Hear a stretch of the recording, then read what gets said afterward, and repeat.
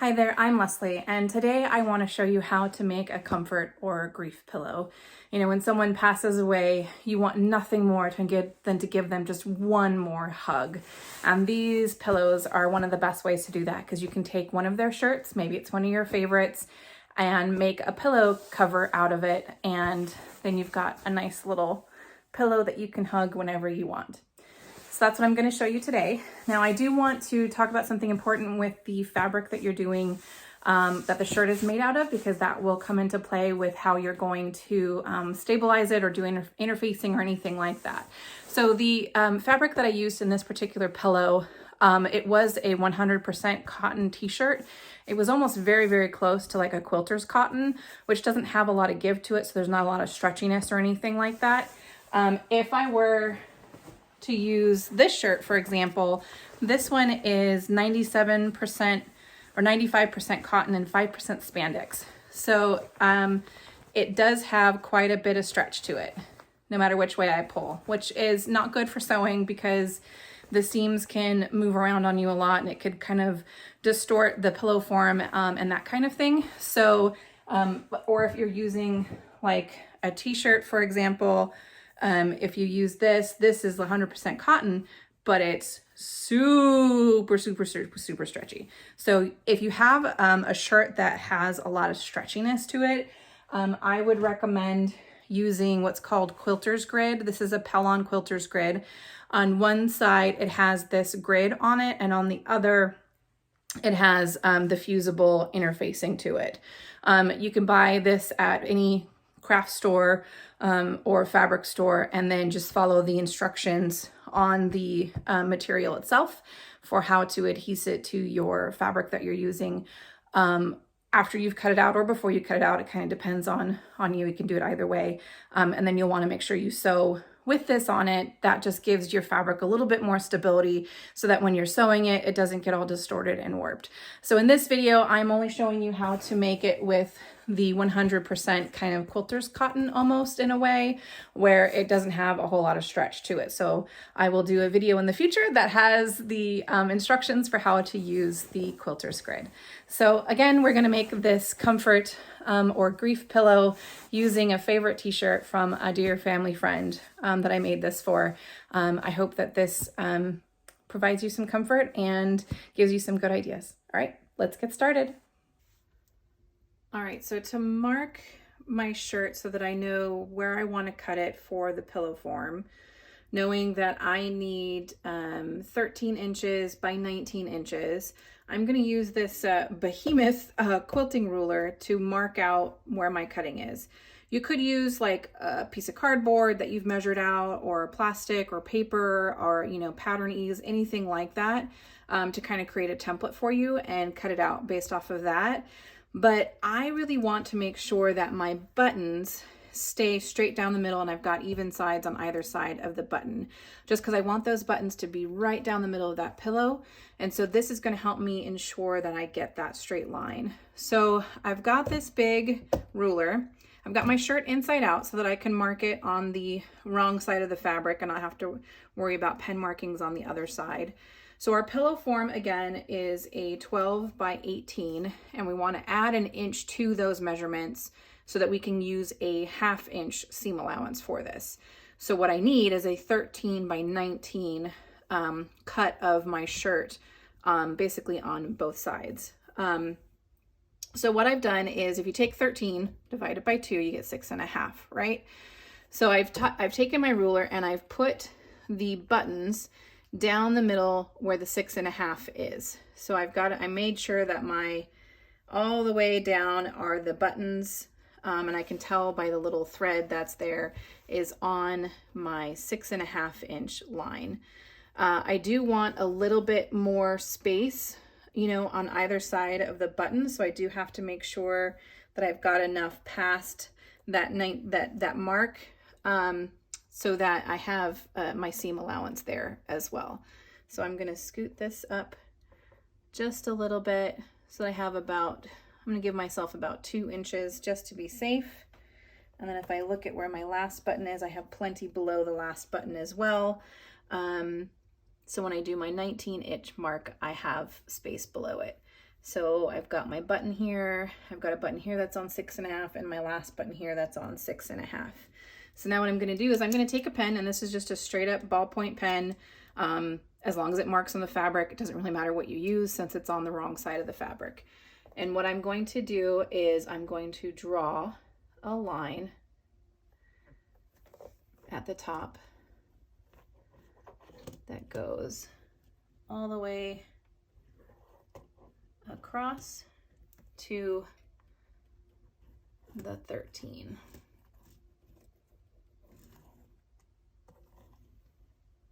Okay, so there's my line. And now I have to do it on the other side too. So what I'm gonna do is I'm gonna take my shirt, I'm gonna flip it this way because it'll be a little easier to mark it. I'm gonna take this bad boy ruler again, and I'm gonna put this bottom line that I just drew on my 19, because if you remember, we need that 19 by 13. So I've got a line on the 19, or on the, sorry, I've got a, if I can talk correctly, I've got the line that I just drew on my 19 mark on my ruler. And then I'm gonna make sure that, again, my buttons are on that 6.5 inch mark, while keeping my other line straight. Okay, so I've got my buttons right there and right there. And now I'm going to take my pen again and draw from the 13 over as well. Okay, so from 13 all the way over. So now I've got my mark there. Now what I could do, and I'm going to do it, is I'm going to take my pen and go down the side of this all the way to that other line that I had just made, so that I've got my 19 inches on the side as well. So now I'll flip it again and do that other side. Making sure my fabric is nice and flat. I'm not going to care about where my marks are as long as I've got it. Well, I will, because I want it to be straight. So I want to make sure that I've got a straight line up here and I've got a straight line down here, so that when I sew it, or so when I cut it, I've got a straight line on my one edge. Okay, so now I've got my 13 by 19 inch square all drawn out there. Now all I have to do is cut it. Now I could go ahead and keep the shirt together like this and cut on the line, and I'm basically cutting both sides at the same time, which is totally fine. Or if your shirt has, like this one does, this one has pleats on it, you could flip it over and measure out where on the back, when it doesn't have the button side on it, where the best 13 by 19 inches would be for you for your project. So you could either cut it out together, or you could do the front with the buttons first and then do the backing separately, so that you can get it where you want it. Okay, so we'll get that cut and be right back. All right, so now that I have my fabric pieces, my shirt pieces cut out, I'm going to prep them for sewing. So I'm going to take one of my fabric pieces and I'm going to face it, have the two facing each other. So this is called the right side of the fabric, which is where your design is, and then the other side is the wrong side. So I'm going to put the right sides facing each other, and then I'm going to line it up to make sure that it is all fitting nicely together. I can use my fingers to smooth it out just a little bit so that all the edges are meeting. And then I'm going to take a bunch of pins and start pinning all the way around it.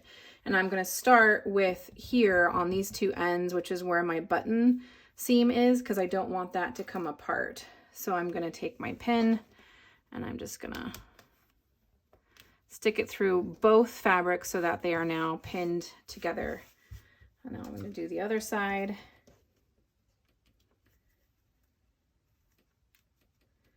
Now, how many pins you do all the way around is kind of up to you. I like to pin the heck out of things, so I'm just gonna keep on pinning. I want to make sure I'm going to pin my corners so that those guys stay together as well. So pin it right there. Go over here and pin this corner. And then I'm going to pin this corner because I don't want my corners to come apart while I'm sewing, and then I've got a wonky pillow. So like that, okay? And then I'll probably do 1 or 2 on each side here. And maybe I'll do 1 on each side here as well. I just like to make sure everything stays in alignment. Maybe that's my perfectionism coming through. I'm not really sure. Do 1 right there. Do 1 kind of in the middle here. Come on, there we go. And then 1 more on this side.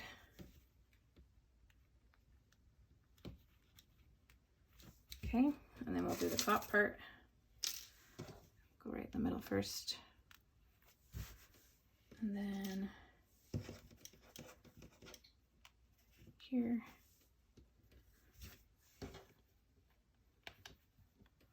There. And then yeah, I'm going to do 1 on either side of this. So, oops, right there.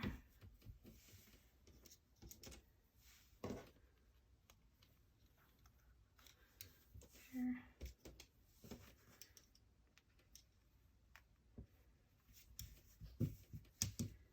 And 1 more. Okay, now that I have it all pinned, I'm going to take it to the sewing machine and I'm going to do a 1/4 inch seam allowance all the way around. And that's, I'm sorry, not 1/4 inch, a 1/2 inch. So you're gonna do a 1/2 inch, 1/2 inch, 1/2 inch seam allowance all the way around the entire block. Okay, so I'll see you after we get that sewn.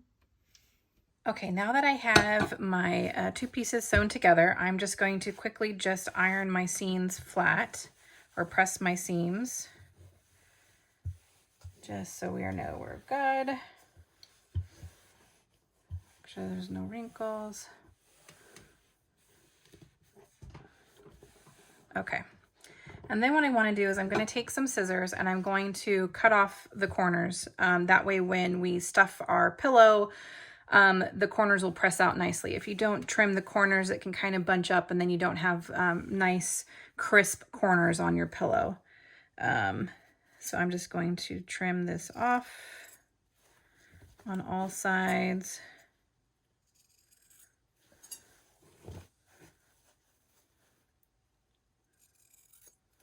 Try not to get my seam, obviously.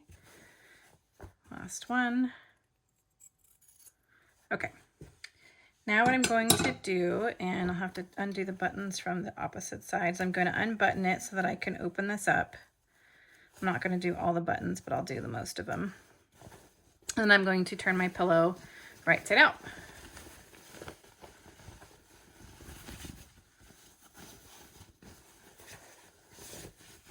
And as I go, I'm going to push those corners out. If I need help, I can use the tip of a pen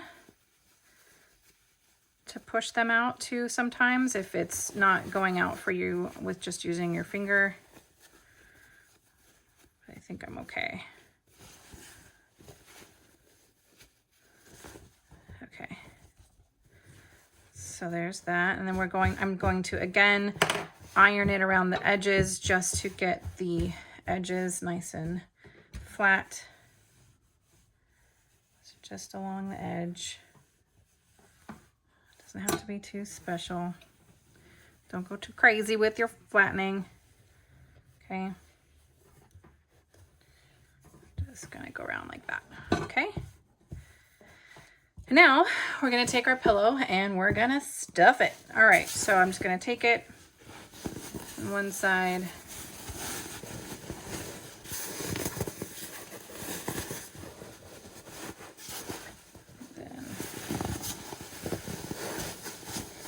In that way. Make sure it goes to all the edges, all the corners. It's a very loud pillow. Okay, and then I'm I'm just gonna button it to close her up.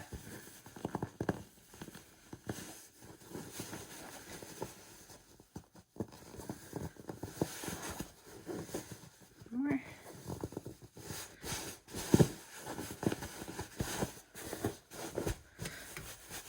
Squeeze it so it flattens out, it gets into those corners a little better. All right, and there you go. There is your wonderful comfort memory pillow. And the buttons make it real easy for taking off the cover so that you can wash it if you want to. And then, yeah, there you go. Thanks for watching.